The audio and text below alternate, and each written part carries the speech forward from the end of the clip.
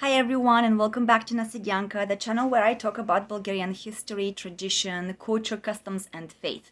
So this is part 2 of an article that I recently translated and I started presenting to you here in a video as has become my style. I look for information from articles in the Bulgarian language as well as interviews, documentaries, any kind of resources, and then I handwrite them in the English language in my little booklet here because I focus in that way better, and I've always liked to write.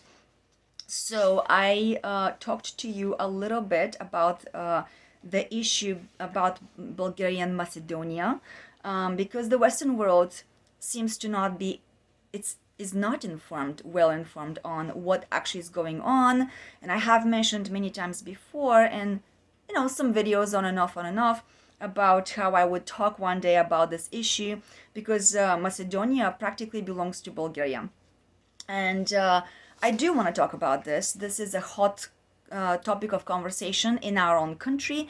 It is one that has been silenced by means of corruption and lies. And so I intend on talking about this and I will continue. So this comes from an article that was published on January the 8th, 2022, written by Lilia Kostova, and it is concerning the truth of Macedonia that has not been disclosed fully, has not been talked about fully. In Bulgarian language, it says Недоизказаната, Истина за Македония, and you guys, as typically, I always do look for the resources that I'm using. If you want to, refer to those in their original shape and form, under my comments section, I always put resources and I put the links there. So, okay, so let's talk a little here about the fact that the European Union keeps silencing Bulgaria with regards to the history of betrayal during communism that needs to be given a voice of justice, and this history of betrayal has not ended. The current Republic of North Macedonia is a little older than 77 years. So again, that's at the time of this article, just a year ago actually. Since its creation, its name has changed 5 times. On August the 2nd, 1944, the first meeting of ASNOM, that was the Anti-Fascist Assembly for the People's Liberation of Macedonia, was held. A decision was made to create the Democratic Federal Macedonia. In the year of 1946, the name was changed to the People's Republic of Macedonia. In the year of 1963, the name became known as the Socialist Republic of Macedonia. In the year of 1991, the name became known as the Republic of Macedonia. Since the year of 2018, this name has changed once again to the name of the Republic of North Macedonia. The greatest manipulation and reshaping of Bulgarian history by the communist ideology is also connected with Macedonia.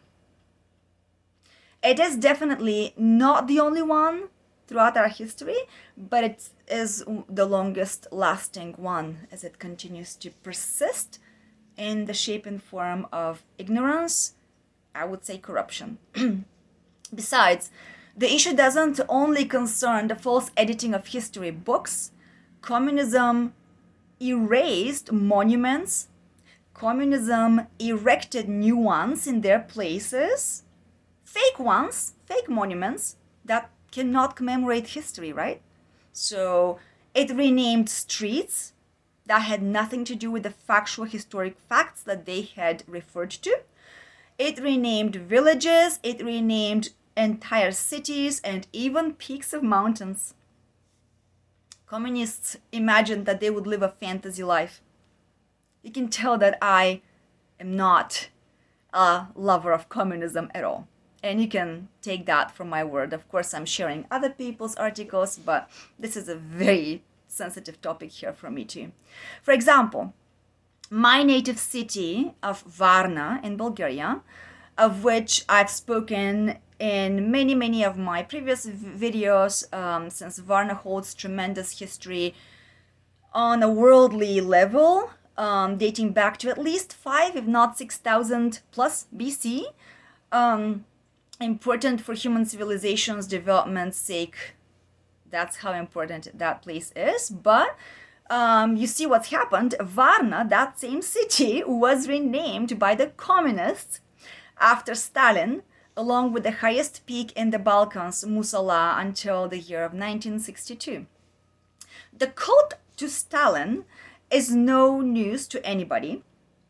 At least we hope that if you are smart enough to use your brain freely, you would easily recognize this fact. And I say that fiercely, you guys, because ever since I've moved to the West, I have noticed that so many people, I want to say naively, believe the news or just rumors, rumors that run by mouth.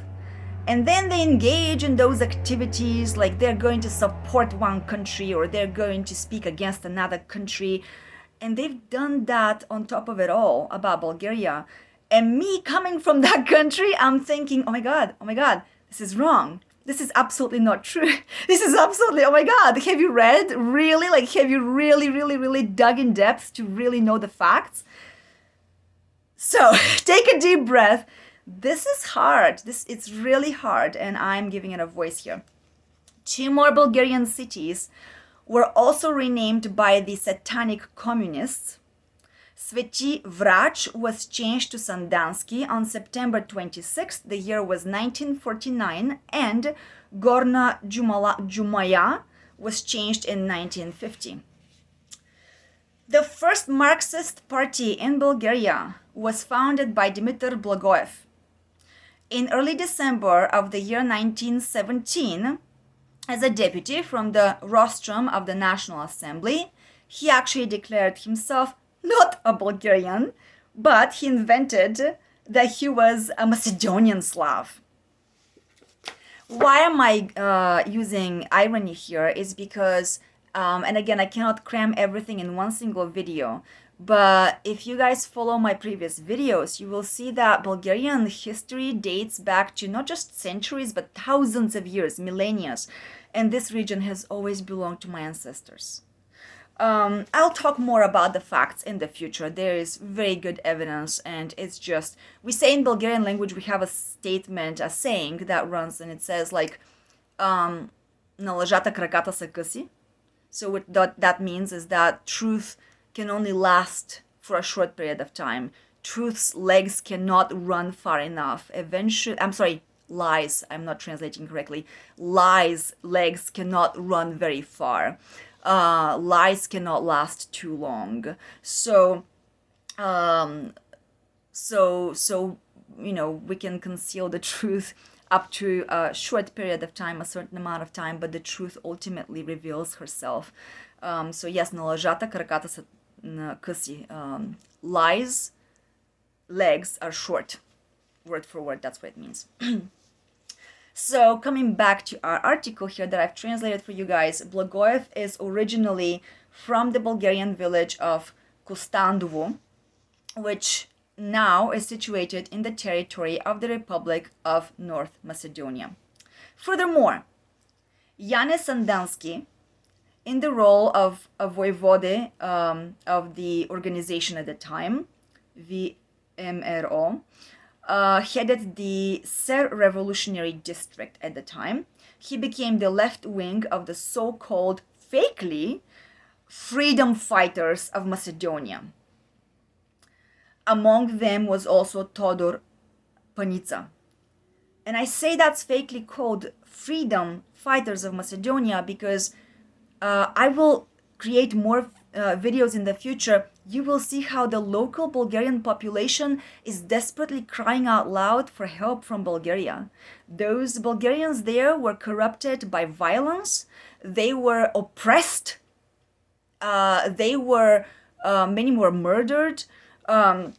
These people nowadays are still struggling, suffering, and I will share that in the future. So stay linked. Just stay tuned if you want to learn the truth. If you don't care, then this channel is not for you. This is only for truth seekers, truly.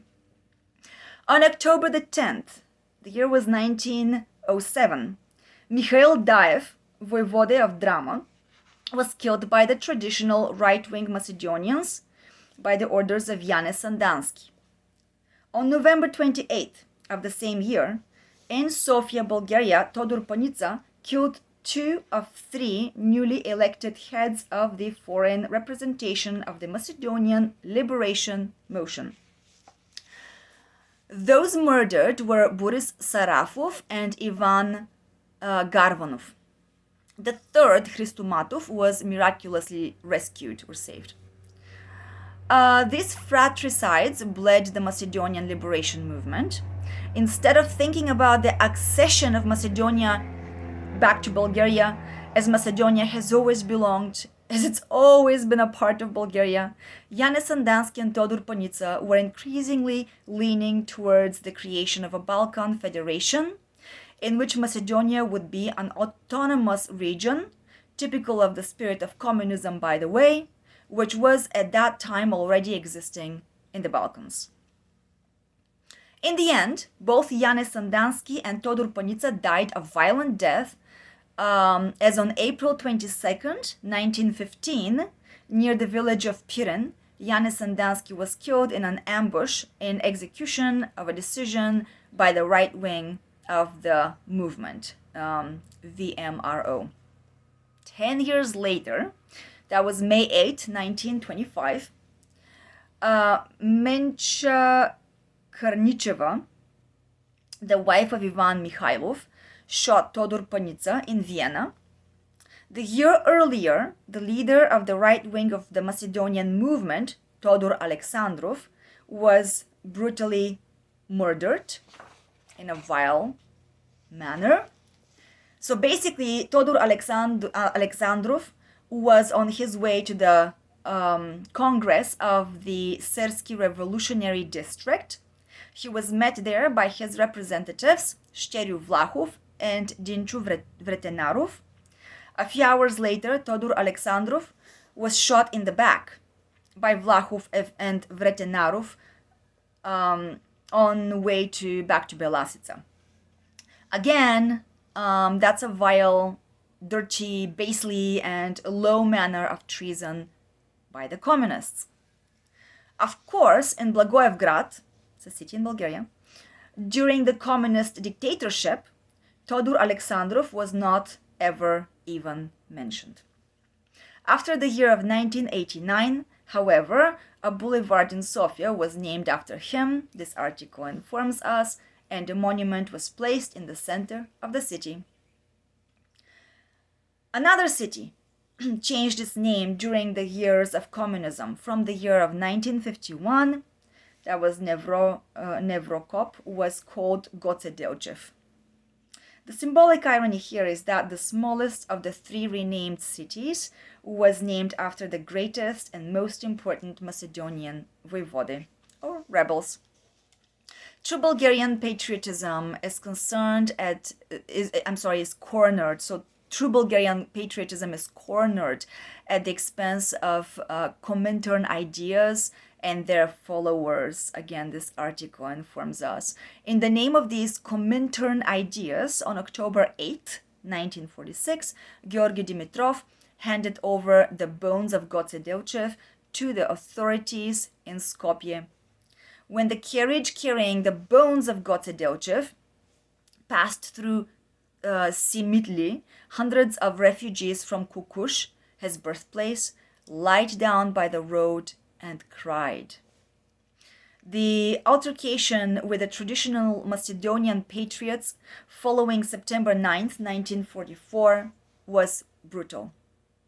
They were called fascists, is that how you say in English?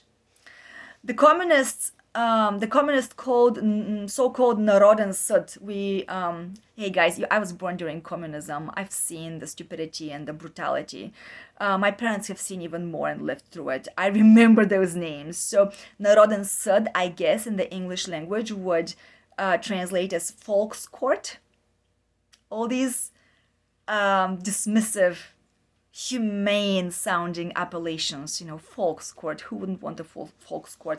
Little would they, display how much murder and corruption actually went on inside of it. Anyways, coming back to this article here.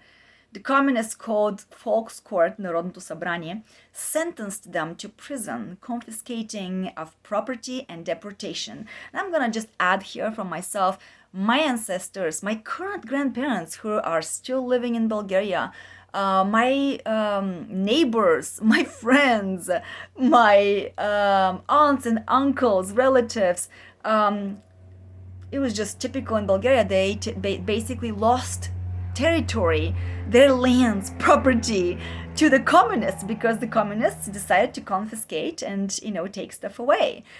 During communism, I have spoken with different monks and priests who were called out for, questions. And because they were believers in Christ, they were forced to leave the churches, they were forced into prisons.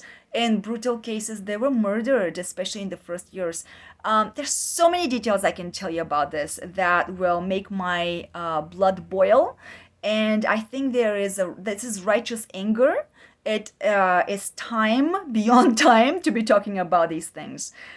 During communism, my own dad has a story about how after school, he just frequently wanted to go to church and light a candle. Just that.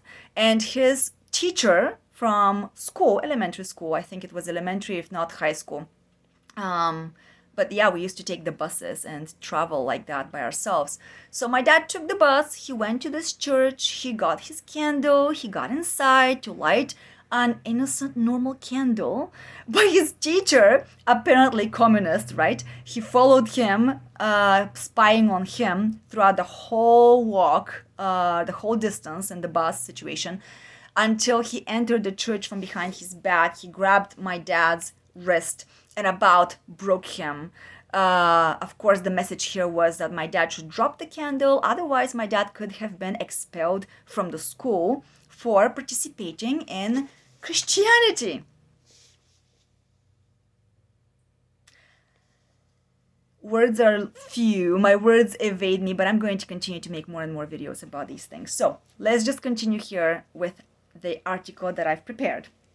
Dimitar Tarev is a great Bulgarian writer, they say, our article informs us, who first wrote a trilogy about the struggles of the Bulgarians for the liberation of Macedonia from the oppression of the Ottoman rule. He was sent to the Kutsian camp near Pernik. And then the Bulgarian population of Pirin, Macedonia, was actually forced to call themselves Macedonians and to study the fakely invented Macedonian language. You guys, I'm gonna make another pause here. Bulgaria, as I've mentioned in previous videos, is is composed of many different regions. Just like America is composed of many different states. So I come from the Varna region, my husband comes from the Shopy region, we have the Macedonian region, we have North Bulgarian region, Shumenski region, and so forth and so forth. Every region in Bulgaria, historically, by millennia, over the ages, has its own peculiar types of food, clothing, music, customs, and traditions. So we are all one people. We all speak one language, Bulgarian. We all have one faith. I mean, there are some minorities who have, of course, had different faiths, but the popular majority religion is Arab Bulgarian Orthodox Patriarchy. And suddenly, this is coming back here. Pirin, Macedonia. So we have Pirin. This is a specific, there are Pirinsky clothes, attire. This is a particular region again, but no, the communists decided that that population of Bulgaria should somehow call themselves Macedonian all of a sudden, and somehow they fakely invented the Macedonian language. Okay, there is no such thing as Macedonian language. It is Bulgarian. And just to give you the example, Bulgarian language, being the mother of all of the Slavic languages, allows me as a Bulgarian born, grown up in Bulgaria person to see a Russian and understand them. Sometimes I understand Russians because I didn't study Russian as much as my parents did. I understand Russians by 50% maybe because our language has common roots. When I see a Serbian, because they're closer to Bulgaria, I understand them without ever having studied Serbian. I understand them by 70%. That's how close the language is in its roots. But when I see a Macedonian or I hear them talk on the news, I understand them 100%. It's that much of a ridiculous situation here. They speak our language. My great grandmother used to sing to me Macedonian songs. This is Bulgarian songs from the Macedonian region, just like my other family members sing Rhodope mountain region songs. I have to laugh over this matter because honestly, it is deplorable. This is sad. This is scary. This is true, and this needs to be popularized. I really want the world to have access to the truth. So I'm just going to end with one more detail here connected to the Macedonian language, and then I'm going to take a break and I'll send you guys, I'm going to upload a new video after a while with part 3. So just to wrap up, my last note here would be that this Macedonian language, the invented Macedonian language, appeared out of nowhere in the year of 1946. I'm speechless. So I'm speechless. This is how corrupt communism is. I've read about this. I talk about it with my people. I talk about it with my friends. Obviously, I worked on this diligently to handwrite the translation. It's not unfamiliar topic of conversation for me, but honestly, every single time I think about it and I verbalize it, I'm blown. So you guys, use your brains. Use your free will, God-given free will. Use your thinking, your ability to think in depth. Use your insight. Ask questions. Don't believe general popular culture. Of course, don't believe rumors. Dig deep, and the truth matters. The true facts matter. Why? Because if we know our past, if we know the truth, we are set free. If we know what exactly has happened before, we have the freedom to make our own personal choices. If we live under an umbrella of lies, we're clearly restricted by the leadership's decision. We are trapped, right? So so you use your critical thinking. That's my gift for you guys, and I'm going to close here for today. If you haven't subscribed to my channel, please do so. Thank you for those of you who have been following me and for the support. It means so much. I'm so grateful and thankful for this. Clearly this is my passion, my calling, my desire, and very strong interest to be able to disclose the truth in her simplicity as much as I can. So stay tuned for those of you who are interested in the truth, in the facts, and again, for those of you who want to know the resources that I'm pulling this from, look under the comments section, because I literally just say resources and I'm adding there the links, the books, the interviews, whatever those resources are. Thank you so much. And I hope that you have a great rest of the day. And you guys, everybody, every human being deserves the freedom to make their own personal choices. Thank you.